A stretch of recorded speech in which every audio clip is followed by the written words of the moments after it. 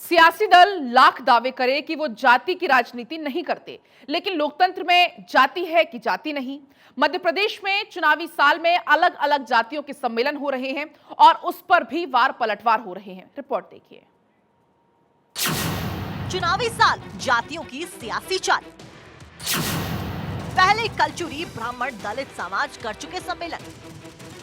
मध्य प्रदेश के चुनाव में इस बार जाति का तड़का लगने वाला है। जैसे जैसे चुनाव नजदीक आ रहे हैं, जातियों की बसात भी बिछने लगी है।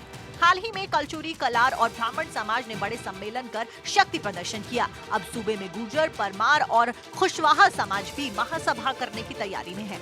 वहीं इस कास्ट पॉलिटिक्स पर बीजेपी और कांग्रेस भी आमने सामने आ गई हैं। बीजेपी भी ठोकबंद वोट बैंक को अपने पाले में करने के लिए सरकार के जरिए जातियों और समाजों की मांगे पूरी करने का आश्वासन देकर जातियों को खुश करने की जुगत में लगी है। यही वजह है कि सरकार के जातियों की मांगे पूरी करने की कवायद से दूसरी जातियों के लोग भी भोपाल का रुख कर रहे हैं। ऐसा लग रहा है कि भोपाल में जातियों के शक्ति प्रदर्शन की होड़ चल रही है। बीजेपी इसे सबका साथ सबका विकास कह रही है, तो वहीं कांग्रेस इसे बीजेपी का दिखावा बता रही है। देखिए, इस तरह की राजनीति की शुरुआत मध्य प्रदेश में कांग्रेस की ओर से की गई है। कमलनाथ जी ने की है। लगातार विभिन्न समाजों के, जातियों के प्रकोष्ठ बना रहे हैं, उनके सम्मेलन कर रहे हैं, उनके सामने लोक लुभावन वादा कर रहे हैं और ऐसा है कि धर्म और जाति के आधार पर प्रदेश को बांटने का प्रयास कर रहे हैं। उनकी जो सत्ता की हवस है वो सामने आ रही है कि किस प्रकार आपसी आप देखें, नेमावर कांड होता है तो वो एक वर्ग को भड़काने का काम करते हैं। मऊ में एक आदिवासी वर्ग की युवती की मृत्यु हो जाती है तो झूठ प्रसारित कर वहाँ भी कहीं सांप्रदायिक सद्भाव बिगाड़ने का प्रयास करते हैं। तो इस तरह के वो काम कर रहे हैं। लेकिन मध्य प्रदेश की भारतीय जनता पार्टी का मूल मंत्र है सबका साथ सबका विकास। हम तो सभी को साथ में लेकर चलने वाले लोग हैं। उनकी इस तरह की राजनीति मध्य प्रदेश में चल नहीं पाएगी और जनता उनको करारा जवाब देगी।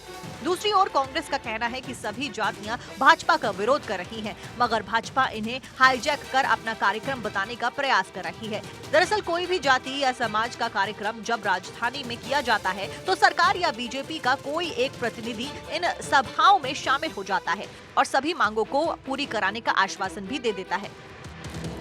कांग्रेस पार्टी ने अपने प्रादुर्भाव से लेकर आज तक सामाजिक समरसता की वकालत की है। पूरा देश ही नहीं, पूरा विश्व जानता है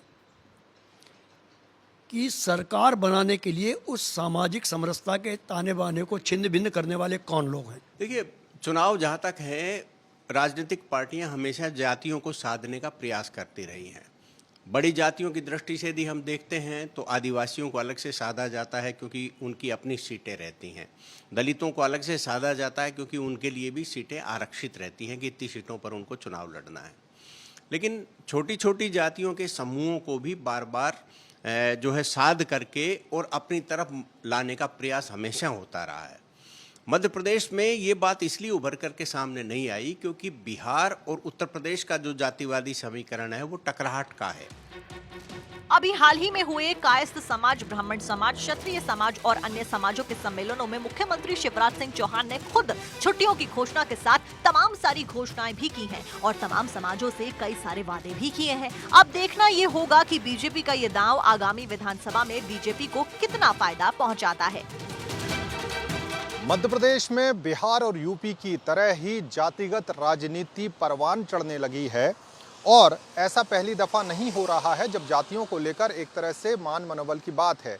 लेकिन पहली दफ़ा ये महसूस किया जा रहा है कि जातियों में कटुता बड़ी है और यही कारण है कि जिस तरह से यूपी बिहार में जाति भेद होता था, कुछ वैसा ही जाति भेद मध्य प्रदेश के 2023 के इलेक्शन में भी देखने को मिलेगा। बड़ी बात यह है कि इन जातियों को साधने के लिए दोनों ही दल अपनी अपनी तरीके से कवायद कर रहे हैं और कोशिश ये कर रहे हैं कि उनको लामबंद किया जाए। यही कारण, चाहे ब्राह्मणों का सम्मेलन हो, चाहे दलितों का सम्मेलन हो या दूसरे महाराणा प्रताप की जयंती पर ठाकुरों का सम्मेलन हो, तमाम तरह के सम्मेलन हो रहे हैं और उसी कड़ी में जो दूसरी जातियां हैं, चाहे गुर्जर हों, परमार हो, कुशवाहा हो, वो भी अपनी ताकत दिखा के सरकारों से अपनी मांग मनाने की कोशिश कर रहे हैं। अब देखना बड़ा दिलचस्प होगा कि जाति जो कि खासतौर से ओबीसी की जातियाँ हैं और जो अपर वर्ग है उसमें कैसे सरकार अपनी बात मनवा पाएगी, पैठ जमा पाएगी और वोट हासिल कर पाएगी, क्योंकि ये चुनाव बिना जातियों के जीतना मुश्किल नजर आता है। कैमरा पर्सन आशु के साथ अखिलेश सोलंकी, 1224 भोपाल।